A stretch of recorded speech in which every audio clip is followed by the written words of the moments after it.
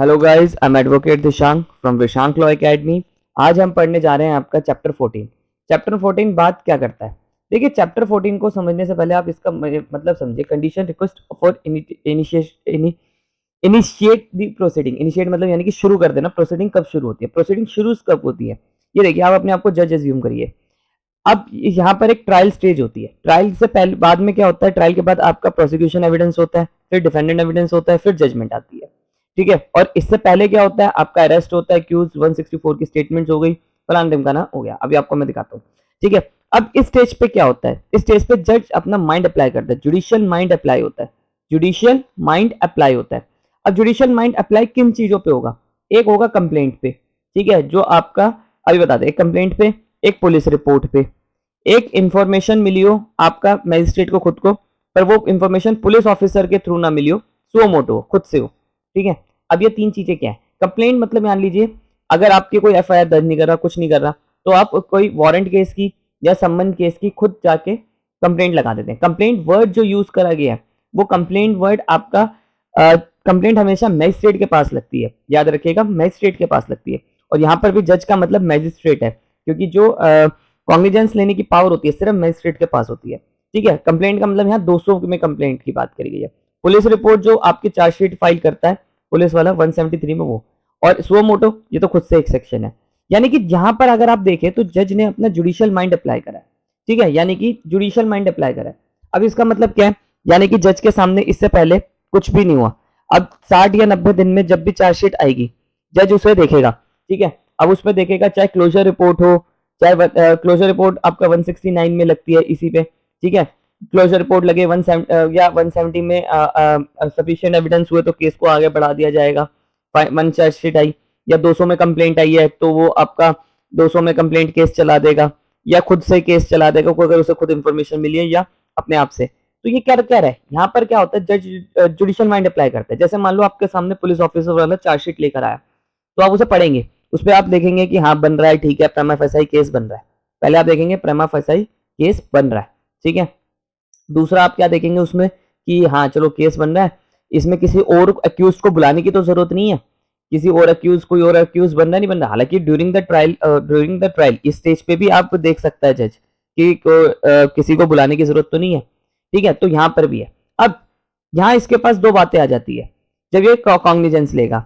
अगर जब ये कॉग्निजेंस देखे लेगा तो अगर वो मैजिस्ट्रेट ट्रायल है, अगर वो केस मैजिस्ट्रेट ट्रायल है तो खुद, और उसके थाने में आ रहा है तो वो खुद ट्रायल कर लेगा, वरना सीजीएम को भेज देगा। ठीक है। और अगर वो केस जो है जैसे 302 का हो गया, ठीक है, वो अगर कोर्ट ऑफ सेशन ट्रायल है, कोर्ट ऑफ सेशन ट्रायल है, तो उस पर लिखे कॉग्निजेंस लेगा और अपने ऊपर वाली कोर्ट को यानी कि कोर्ट ऑफ सेशन को भेज देगा। ठीक है। तो देखिए यहाँ पर क्या है? यहाँ पर क्या हुआ कि आपका उसने आपका कमिटल कर दिया, यहाँ पर उसने कमिटल कर दिया। ठीक है। यहाँ पर भी कमिटल करा। अभी इसे बहुत अच्छे से और आपको समझाएंगे। तो कॉग्निजेंस क्या लिखेगा जज? अगर कोर्ट ऑफ सेशन को भेजता है लिखेगा I take cognizance and I am, मेरे हिसाब से फिट है कि ये केस को मैं ऊपर भेज दूं, क्योंकि ये कोर्ट ऑफ सेशन ट्रायल है, मेरे पास पावर नहीं है इस केस को चलाने की, तो ये ऊपर भेज देगा। ठीक है। तो यानी कि आपका मैजिस्ट्रेट किन चीजों पे कॉग्निजेंस लेगा, किन चीजों पे नहीं लेगा, उसकी बात है। अब जैसे कि इसे क्या समझिए, इस स्टेज पे क्या जज कॉग्निजेंस ले सकता है? इस स्टेज पे ले सकता है, इस स्टेज पे ले सकता है, इस पे कहीं इन्हीं स्टेज पे नहीं ले सकता। ठीक है। चाहे इधर हो, नॉन कॉग्निजेबल में भी इधर नहीं ले सकता। यहां पर कॉग्निजेंस ले सकता है जज? नहीं। कॉग्निजेंस मतलब जुडिशियल माइंड अप्लाई करना, यहां ले सकता है, यहां पर लेगा वो। ठीक है। यहां से लेगा, ये तो उसके बाद की स्टेज है, यहां पे लेगा एट दिस स्टेज कॉग्निजेंस में। ठीक है। और अगर वो मैजिस्ट्रेट ट्रायल है तो खुद ट्रायल कर लेगा, अगर कोर्ट ऑफ सेशन ट्रायल है तो ऊपर वाली कोर्ट में भेज देगा। ठीक है। तो अगर क्वेश्चन है कि क्या आपका कोर्ट ऑफ सेशन वो ले सकती है कॉग्निजेंस, तो आंसर है नो। अब देखिए सेक्शन 190 क्या कहता है। 190 को ऐसा समझिए कि आपका एनी मैजिस्ट्रेट में आपका सीजीएम आ गया। ठीक है। मैजिस्ट्रेट फर्स्ट क्लास आ गया। और अगर मैजिस्ट्रेट सेकंड क्लास की बात करी गई है, अगर उसे एम्पावर करा गया है किसके थ्रू, मतलब सीजीएम ने कह रखा है सेकंड क्लास मैजिस्ट्रेट को तू भी कॉग्निजेंस ले लिया कर, ठीक है, तो अदरवाइज नहीं, तो ये आपका ले सकते हैं। यहाँ पर देखिए कोर्ट ऑफ सेशन कहीं वर्ड नहीं लिखा, तो कोर्ट ऑफ सेशन कभी भी कॉग्निजेंस लेता है, जुडिशियल माइंड अप्लाई नहीं करता इन तीनों चीजों पे। किन तीनों चीजों पे वो देखते हैं? आपका कंप्लेंट पे, कंप्लेंट का ऑफ द फैक्ट्स का मतलब है 200 की कंप्लेंट। ठीक है। 200 की कंप्लेंट का मतलब यहाँ पर क्या हो गया कि जो आप, जैसे मैंने आपको एक रेमेडी बताई थी कि मान लीजिए आप एफआईआर दर्ज करवाने गए, 154 में आपकी एफआईआर दर्ज नहीं हुई। ठीक है, आपने 154(3) में गए एसपी के पास, उसने भी आपकी नहीं दर्ज करी। फिर आप जाते हैं फिर आप कहाँ जाएंगे, फिर आप जाते हैं वो मैजिस्ट्रेट आपके 156(3) लगाते हैं, ठीक है, 156(3) भी आपकी डिसमिस हो गई। फिर आप 200 की कंप्लेंट लगाते हैं, 200 आपकी एग्री हो गई, ठीक है। तो 200 में एक अलग प्रोसीडिंग होती है इसके बाद है। तो 200 में कंप्लेंट केस चलता है, कंप्लेंट केस चलता है जो मजिस्ट्रेट के सामने चलता है। कंप्लेंट वर्ड जो टर्म यूज करा गया वो आपका मजिस्ट्रेट के आगे करा गया। तो कंप्लेंट केस पे लिख सकता है, उसमें क्या होगा, आप एक एफिडेविट लगाएंगे और अपनी एलिगेशंस लगाएंगे। तो जज आपकी एलिगेशंस के बेस पे सामने वाली पार्टी को बुला लेगा। जैसे चेक बाउंस की केस की जो प्रोसीडिंग चलती है वो कंप्लेंट केस में चलती है। पुलिस रिपोर्ट मतलब यानी कि 173 जो चार्जशीट आती है, ठीक है। एनी इन्फॉर्मेशन अपॉन इन्फॉर्मेशन, कोई भी इन्फॉर्मेशन उसे मिले जो पुलिस वाले के थ्रू ना हो। अगर पुलिस वाले से मिली तो वो तो फिर कंप्लेंट पुलिस केस हो गया, पुलिस रिपोर्ट हो गई।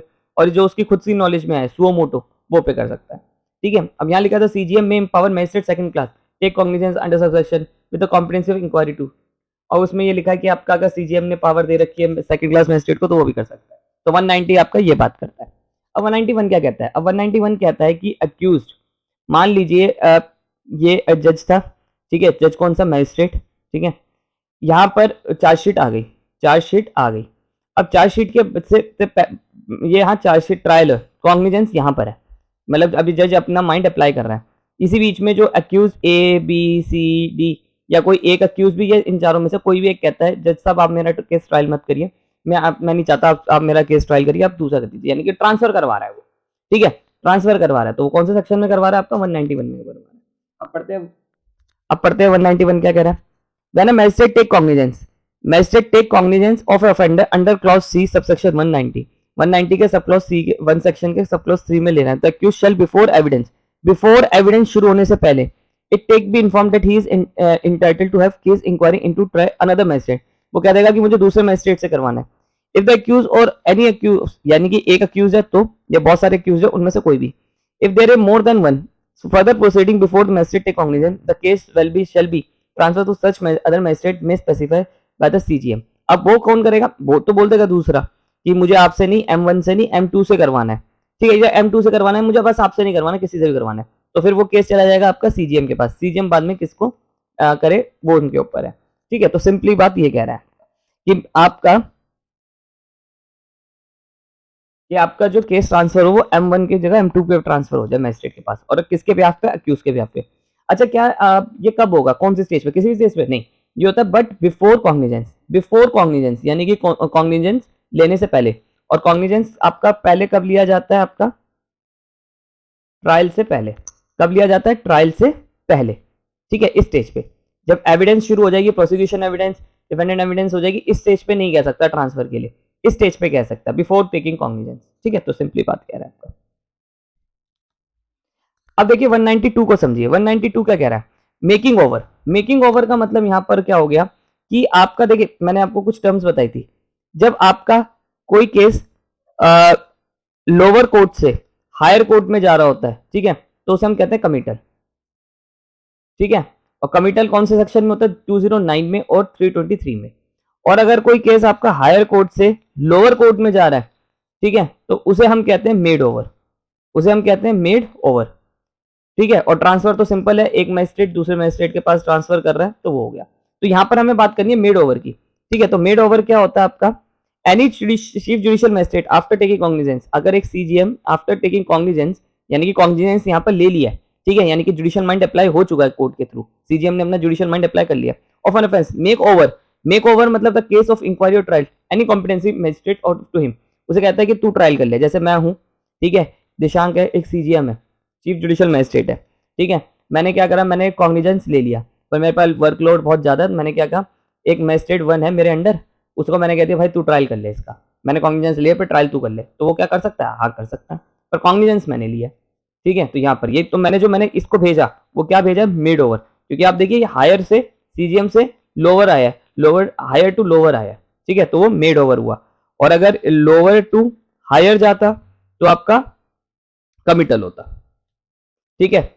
Any magistrate of first class empowered in this behalf, CGM, may take after cognizance or make over the inquiry of trial. Chief Judicial Magistrate special order may hold inquiry और trial, और आपका फिर वो magistrate आपका trial शुरू कर देगा। Simple सी बात है, अगर उसको कोई ऑर्डर मिला हुआ है तो। अब 193 क्या कह रहा है? 193 आपका कह रहा है कि आपका एक्सेप्ट अदरवाइज प्रोवाइड, अगर किसी एक्ट ने किसी कोड ने पावर दे रखी है कोर्ट ऑफ सेशन को, तो ही वो आपका कॉग्निजेंस ले सकता है। अच्छा एक बात बताइए, जैसे कि आपका SC/ST एक्ट बात करें या प्रिवेंशन ऑफ करप्शन की एक्ट है PC एक्ट की बात करें, इसमें क्या होता है कि आपका जो कोर्ट ऑफ सेशन होते हैं, स्पेशल कोर्ट्स होती है इनमें, ठीक है, ये डायरेक्ट कॉग्निजेंस ले लेती है, यानी कि जो चार्जशीट आएगी वो इनकी कोर्ट में आएगी, मैजिस्ट्रेट का कोई रोल नहीं होता, मैजिस्ट्रेट का कोई रोल इसमें नहीं होता, ठीक है। तो सीधा आएंगे, इसके कोर्ट में आएंगे, सीधा हो जाएगा, ठीक है। तो यहाँ पर वही बात कहा है कि आपका कोर्ट ऑफ सेशन आपका कोर्ट ऑफ सेशन आपका ट्रायल नहीं कर सकती, सॉरी कॉग्निजेंस नहीं ले सकती, ठीक है, डायरेक्टली, चाहे उसको वो खुद से उसका ट्रायल हो। जैसे मर्डर केस है 302, कौन ट्रायल कर सकता है? आपका कोर्ट ऑफ सेशन ट्रायल कर सकती है, पर कॉग्निजेंस इसका नहीं ले सकती। कॉग्निजेंस कौन लेगा? मैजिस्ट्रेट ले लेगा, ठीक है। मैजिस्ट्रेट उसको पास भेजेगा, 209 में वापस इसके पास भेजेगा, कमिटल करेगा, ठीक है। कमिटल सुना होगा आपने अगर प्रैक्टिस में आप, ठीक है। तो no court of session shall take the cognizance as a court original jurisdiction, अगर उसकी ओरिजिनल जुडिक्शन है तो ही वो कर सकता है। तो सिंपल सी बात है, यहाँ पर 193 ये कह रहा है कि आपका कोर्ट ऑफ सेशन आपका कॉग्निजेंस नहीं ले सकता, मैजिस्ट्रेट ही ले सकता है, कोई भी मैजिस्ट्रेट हो, CGM हो। क्या एग्जीक्यूटिव मैजिस्ट्रेट कॉग्निजेंस ले सकता है? Answer is no, executive magistrate भी आपका कॉग्निजेंस नहीं ले सकता। देखिए हमने एक चीज पढ़ी थी 209 और 323, इन दोनों में फर्क क्या है? देखिए 209 में क्या होता है, आपका judicial magistrate court of session के पास भेजता है, कहता है कि जो मेरे पास केस आया है मैंने कॉग्निजेंस ले लिया, आफ्टर टेकिंग कॉग्निजेंस ये कहता है कोर्ट ऑफ सेशन से कि मैं इसका ट्रायल नहीं कर सकता, क्योंकि ये CRPC के शेड्यूल में दे रखा है कि सर आप ट्रायल करेंगे तो आप इसका ट्रायल करिए, केस चलाइए अपने पास, एविडेंस करवाइए। 323 में क्या होता है? 323 में भी कमिटल होता है, जुडिशियल मैजिस्ट्रेट आपका हायर कोर्ट में भेजता है, ठीक है। हायर कोर्ट का मतलब CGM भी हो सकता है, आपका कोर्ट ऑफ सेशन भी हो सकता है, पर कब भेजता है? जब इसने पनिशमेंट ये नहीं सुना सकता। मान लो जुडिशियल मैजिस्ट्रेट को आपका कितने साल की पनिशमेंट सुनाने की पावर है? 3 साल की, ठीक है। पर इसे ये केस ऐसा ट्रायल कर रहा है जिसमें पनिशमेंट भी 10 साल है, तो क्या केस को ट्रायल कर सकता है? हाँ, केस को तो ये ट्रायल कर सकता है, पर पनिशमेंट अगर इसे 3 साल से ऊपर सुनानी है तो इसे अपने ऊपर वाले को भेजना पड़ेगा, ठीक है। जैसे मान लो ये जुडिशियल मैजिस्ट्रेट है, ये CGM है, ठीक है, और ये कोर्ट ऑफ सेशन है।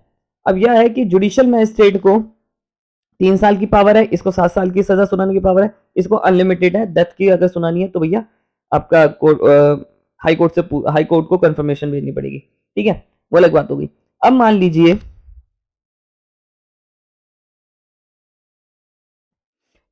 ये केस को चला रहा है, ठीक है, कॉग्निजेंस हो चुका है, ये ड्यूरिंग द ट्रायल हुआ है, ट्रायल की वर्ड यूज करा है, इन्वेस्टिगेशन नहीं। अब जुडिशियल मैजिस्ट्रेट को 3 साल से ऊपर सजा सुनानी है एक केस में, तो और जिसमें पनिशमेंट आपकी 10 साल तक है, एक केस है जिसमें पनिशमेंट 10 साल है, पर इसे तो पावर 3 साल की है, पर इसका ट्रायल तो ये कर सकता है, ठीक है, क्योंकि वहां लिखा हुआ है एनी मैजिस्ट्रेट ट्रायल, ठीक है, तो यहां पर कर सकता है। तो अब ये क्या करेगा? ऊपर वाले को भेजेगा, ठीक है। अगर मान लो इसे भी नहीं लग रहा तो ये उसे भेजेगा, तो यहाँ पर भेजता गया तो कौन सा सेक्शन में भेजेगा? 323 में भेजेगा। सिंपल सी बात है। आई होप आपको मेरी वीडियो पसंद आई हो, वीडियो पसंद आई तो चैनल को सब्सक्राइब करिए प्लीज।